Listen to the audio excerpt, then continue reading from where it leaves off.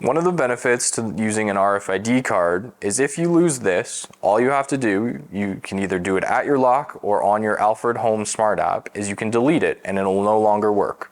How to do that is you enter your master PIN code menu by entering your master PIN code. Master mode. To change You go to setting number 3 and setting number 3 again.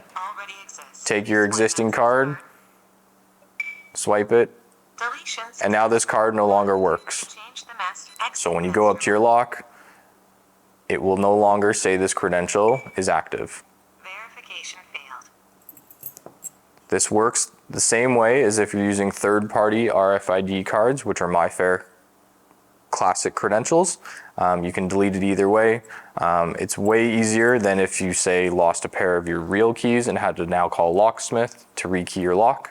You can easily just go ahead, delete it, either at your door using your master PIN and menu setup, or using your Alfred Home app. By the way, when using your RFID cards, these can only be used to unlock your door. These cannot be used to lock them.